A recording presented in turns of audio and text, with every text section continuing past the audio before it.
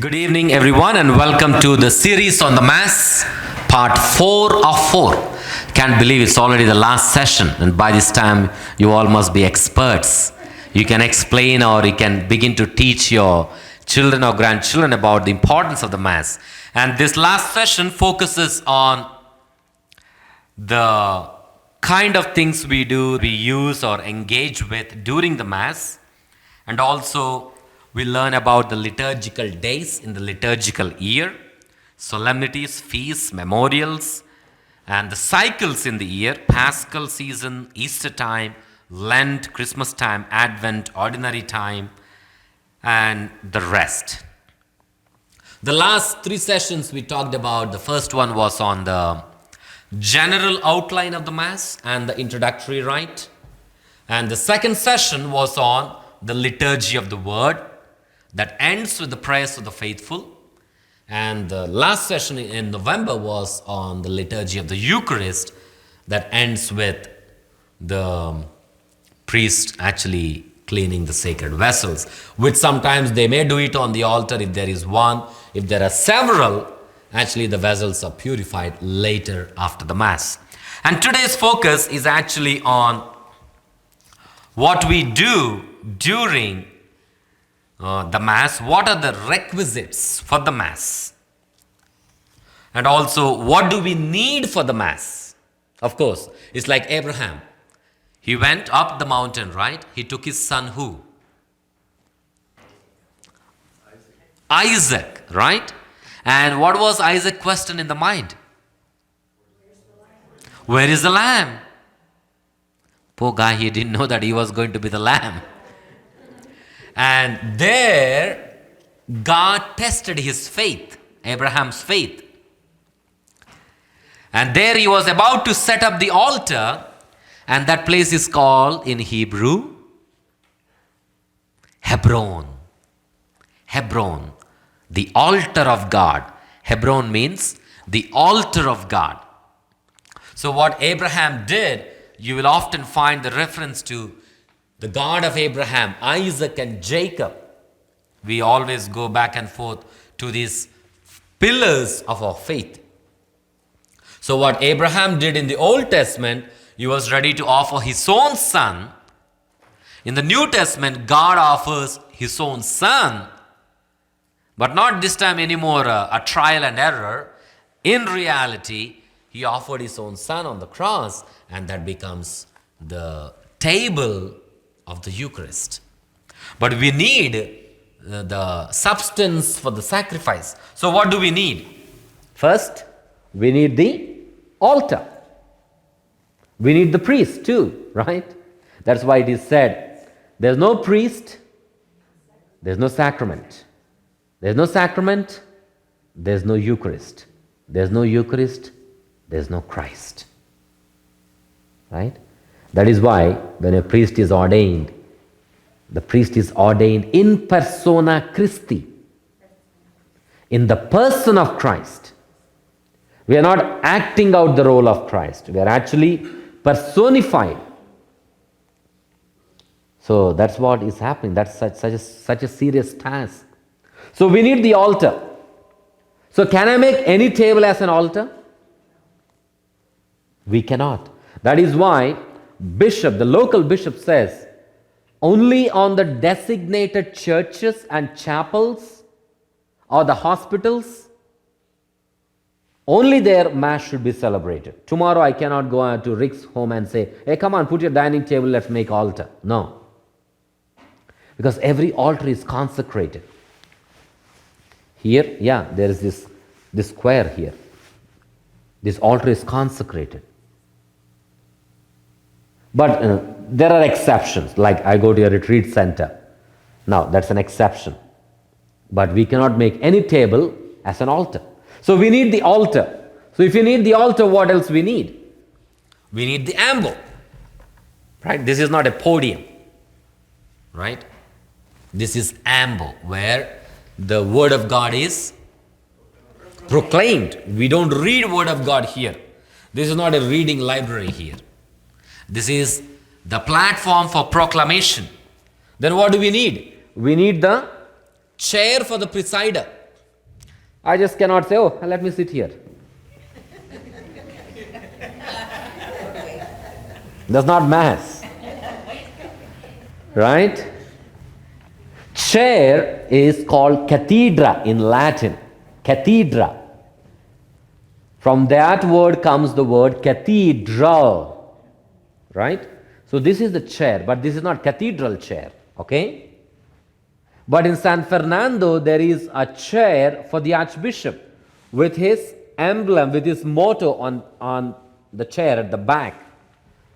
So that's only for the local bishop. If the Pope comes, will he sit there? No, he will. Because he is the shepherd of the entire church. Let's say the Bishop of Houston comes, Cardinal DiNardo, to San Fernando. Will he sit on that chair? No. Because he's a cardinal, he's a bishop, but he will sit on the another chair. I go to celebrate, let's say, Mass in San Fernando. They won't make me sit there because I'm not the bishop. They'll put another chair, I sit there. That's only for the presider. Especially in the cathedral, it's meant for the local bishop only. So for us, in every church, we have a chair for the presider. Then what do we need? Then we need the arrangements of the church. Place for the faithful, the pews. Okay? Now it's cultural. In the Western world, we have people who are not used to sitting on the floor. If you go east and far east, pews is totally foreign to us. We sit and kneel on the floor. And sometimes for the elderly and for the people who have disabilities, we give chairs. But in this part of the world, we have pews. There's a place for Schola Cantorum. What is Schola Cantorum? The choir. Yeah, the school of choir. Schola Cantorum. In the seminary, when I came here, we have Schola Cantorum. Okay? Cantorum. Cantorum. Chanting.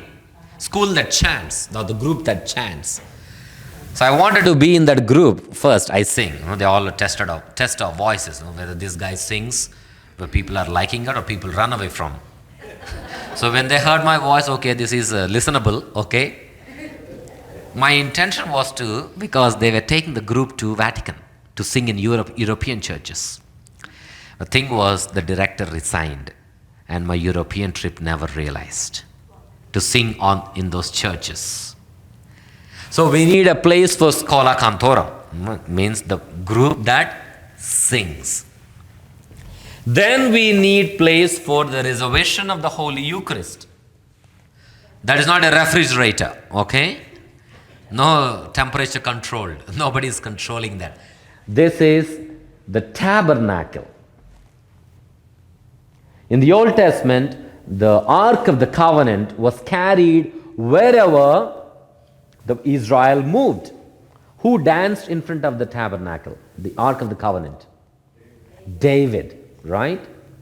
In the New Testament, somebody else danced in front of the Ark of the Covenant. Actually, in the New Testament, who is the Ark of the Covenant? Jesus. No, Mary. Mary is the carrier, right? So who danced in front of the Ark of the Covenant? Who said that? John. The unborn John, who was still in the womb of Elizabeth, looked at the baby to be born and danced, leaped for joy. That's what Mary says in the Magnificat, right? The moment your words came to my ears, the baby began to jump, leaping out of joy. So David danced actually in front of the ark. John the Baptist danced in front of Mary, the Ark of the New Covenant. So the tabernacle. Then we have the sacred images. Sacred images like the statues. We have Sacred Heart Jesus right there. We have Christ the King. And we have Our Lady Guadalupe. And we have Mary. And we have another Mary right there. And we have some statues inside there. St. Joseph, St. Anthony, St. Jude. Right now, we are not going to make an exhibition of that because images or statues should not take away the focus. You may have a $50,000 statue. If you buy it from Italy and bring it, Father, can you use it in the church? Sorry. Even though it is $2,000, that takes place. So sometimes, patron saints are excellent. By the way, I told you last time, there's no such thing called favorite saints. There's only patron saint. No favoritism among saints, okay? So we follow their example, we follow their model. So tabernacle takes the highest form of reverence. Now, in the Western world, because of the new forms of architecture, if you go to St. Matthew's, one of the largest churches, where is the tabernacle? In the day chapel. The beauty of the church of investing so much is gone when Jesus is actually moved out. Like in some churches are best examples. Prince of Peace, right behind. St. Dominic's, right behind. St. Mark, the evangelist, where I was ordained a deacon and a priest, tabernacle is way out there in another day chapel. So, the proper reverence and due respect. So then what do we need for the Mass? The requisites for the Mass. We need bread and wine. We need bread and wine. Not bread from HEB, okay?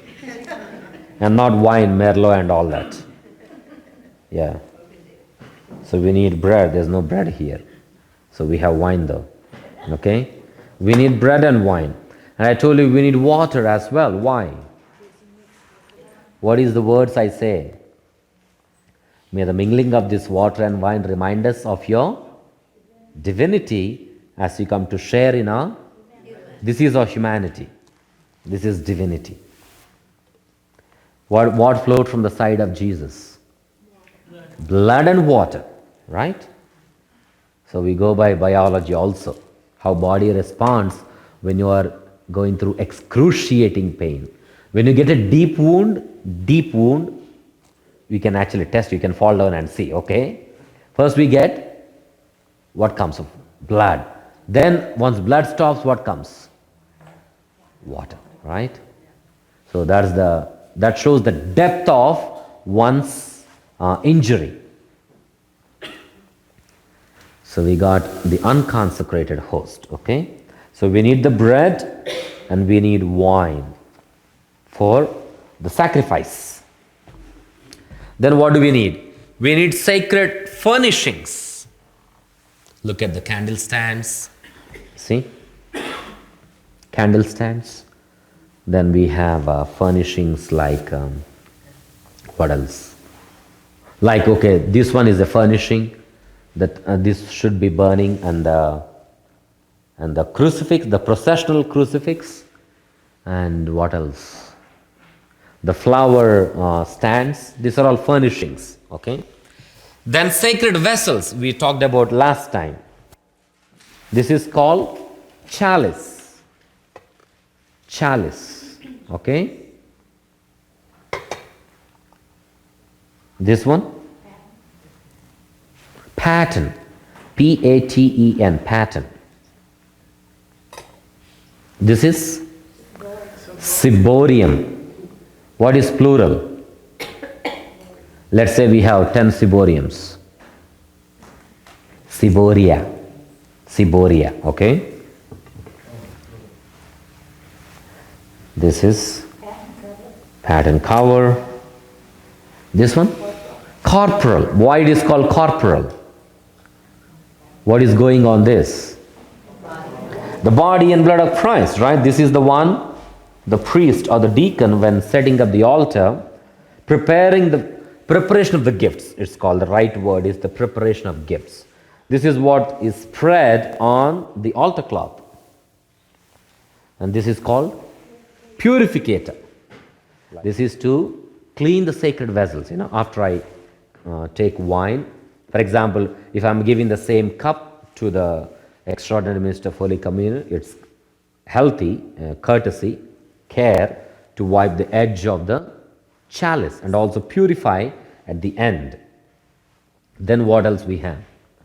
Then we have the bowl, the finger bowl to wash my fingers after the offering of the gifts.